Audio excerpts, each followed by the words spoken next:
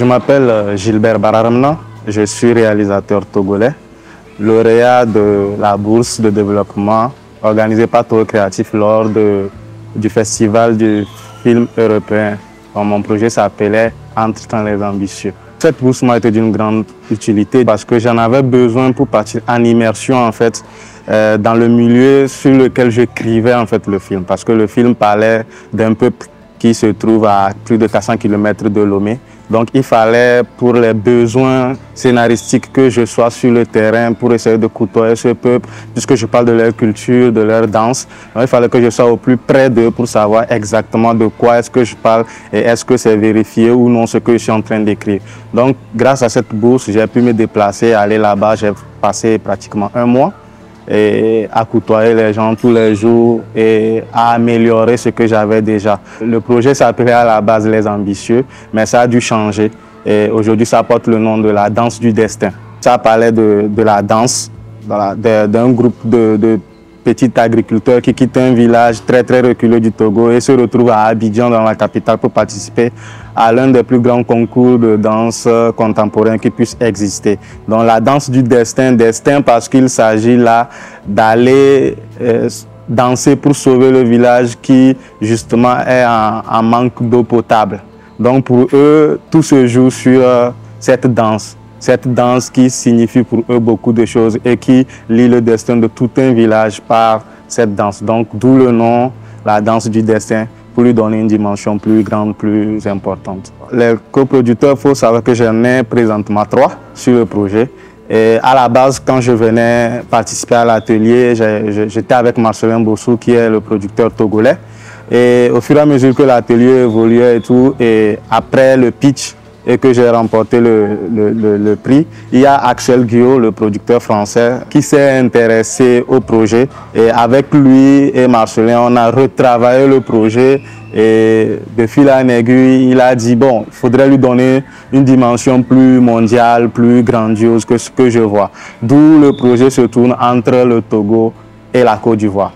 Donc justement pour travailler sur le sol ivoirien, il faut un producteur ivoirien, donc Luis Marquez qui est le producteur du côté justement de la Côte d'Ivoire qui va s'occuper de là. Présentement, nous avons bouclé, je veux dire, la première phase ou les premiers jets de ce que c'est que le scénario proprement dit. C'est prévu normalement pour être tourné fin de cette année.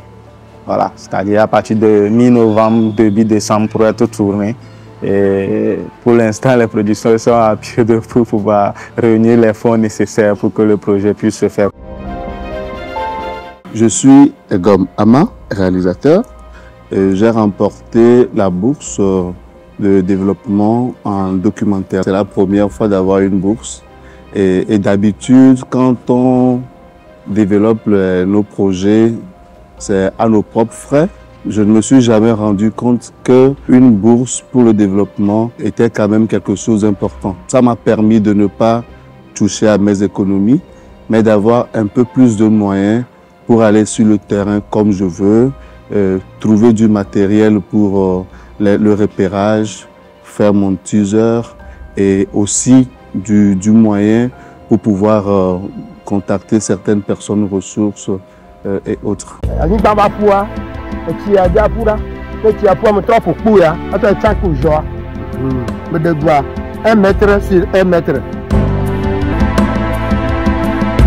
Cette bourse m'a beaucoup aidé. En temps normal, j'aurais pu bidouiller un film si je voudrais avec cette bourse, mais vu que je veux quelque chose d'assez professionnel qui peut répondre aux normes à l'international, je me suis dit que je ne vais quand même pas me permettre de faire un film avec la bourse, mais quand même d'avancer sérieusement dans l'écriture. Et j'ai bien avancé. Le titre du film, c'est Cargo. C'est le portrait d'un monsieur qui a une 60aine d'années, qui depuis plus de 30 ans, qui se met à tracer une digue dans le marais du fleuve Zio à Lébé.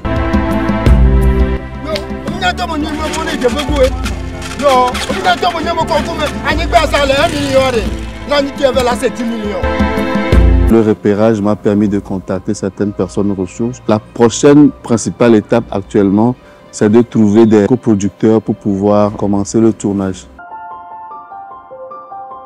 Je suis Rachel Balakimpizine, je suis auteure-réalisatrice. J'ai eu l'opportunité de participer à la 4e édition du Festival du film européen. J'en suis sortie première gagnante en catégorie film documentaire. Mon projet de film documentaire est titré En 7K. C'est un voyage que je fais avec mon fils pour aller sur les pas de mon ancêtre à Kara, une ville située à 400 km au nord du Togo. J'avais déjà entamé l'écriture avant de postuler au Festival de films européen. Donc avec la bourse que j'ai eue, je suis repartie en repérage, voir ce qui me manquait, par exemple rencontrer le souverain sacrificateur, repérer les lieux comme la forêt sacrée, repérer les lieux où il faut forcément faire une libation avant d'entamer notre film documentaire et revoir mon protagoniste principal qui est M. Yao qui va nous conduire pour nous raconter l'histoire. Donc après le repérage, je suis retournée avec une équipe pour tourner mon teaser en fin décembre 2023. La stratégie, c'est d'abord remonter le teaser et postuler à 1 ou 2 résidents d'écriture. Moi, c'est Mathias Moussounion et je suis lauréat du pitch documentaire de Togo Créatif de l'an dernier. Alors, mon projet Togoville portait sur l'argent et le troc, les échanges entre êtres humains et la chaleur que ça procure, l'alternative de cet échange-là à l'argent et la valeur que cette communauté chérisse autour de cet échange-là qu'on appelle le troc et qu'ils ont su perpétuer au fil des années pendant près de 600 ans et qui existe toujours dans cette ville-là de Togoville. Avant Togo Créatif, j'avais déjà écrit le synopsis, la note d'intention et j'avais déjà signé un peu un contrat d'option avec un producteur togolais pour pouvoir développer le film. Mais je nageais un peu dans de l'eau trouble, je n'avais pas trop de moyens pour aller sur le terrain et de chercher les premiers protagonistes afin de façonner concrètement le sujet. Donc cette première bourse-là m'a permis de me donner les moyens d'aller sur le terrain, d'exister vraiment et de m'intégrer dans cette communauté et de trouver les premiers protagonistes, de creuser un peu le sujet, de faire des découvertes. Après, le film a été sélectionné pour la continuité à Impala, en Côte d'Ivoire. Donc, on devait aller à Impala pour développer avec des professionnels venus de la France et du Sénégal. Cet argent a servi de préparer ces voyages-là. Cette bourse-là nous a été très, très utile pour accomplir tout ce trajet-là et aujourd'hui d'avoir un dossier concret, finalisé pour aller vers la recherche de la production. Après Impala, on a dû encore faire une rencontre de coproducteurs. Impala a rassemblé en un seul lieu des producteurs venus du monde entier, de la France, d'Angleterre, des États-Unis, partout. Et on a encore pitché une fois ce projet déjà développé grâce à l'agence de Togo Créatif et à Impala. La coproduction internationale a permis que notre projet soit sélectionné par une production française et avec lequel on chemine actuellement vers l'étape de la finalisation du développement concret et pour entamer la production sûrement l'année prochaine.